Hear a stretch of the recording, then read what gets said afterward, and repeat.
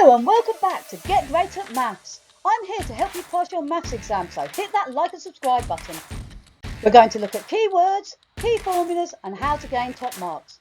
So let's get ready to get great at maths. This is a question on short division, and in this question it's slightly unusual because normally you have a question and then it puts equals and then you put your answer afterwards, but this time they want the answer and then it's put equals the question. So you've got to do 240 divided by 8. This is for 1 mark, but instead of writing the answer on the right hand side of the question, you've got to write the answer on the left hand side of the question.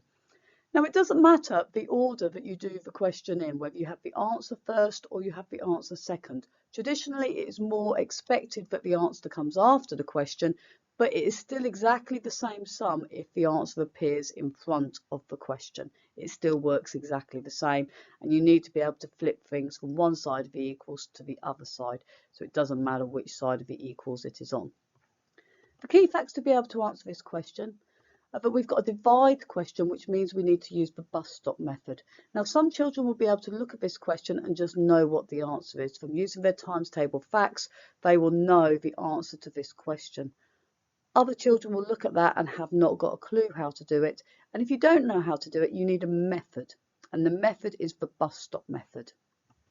Remember to write each digit in an individual box, so it makes it nice and clear and easy. So use the boxes for each digit.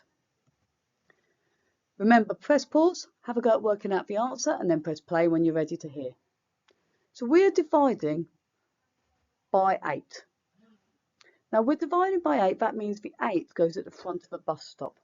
But 240 goes underneath the bus stop. So I need to say, how many times does 8 go into 2? Now 8 doesn't fit into 2, so we write 0 at the top. I'm then going to cross this 2 out and say how many are left over. So it didn't fit into 2, and there are still 2 there. So whatever number is written here, whatever number you cross out is the number that appears here. So now I'm looking at the number 24. So I'm going to say, how many times does 8 go into 24? Knowing your times table facts, you should know that 8 times 3 is 24, which means 8 goes into 24 3 times. Or 24 divided by 8 is 3. Then I'm looking at 8 into 0. Which is 0, doesn't go in at all.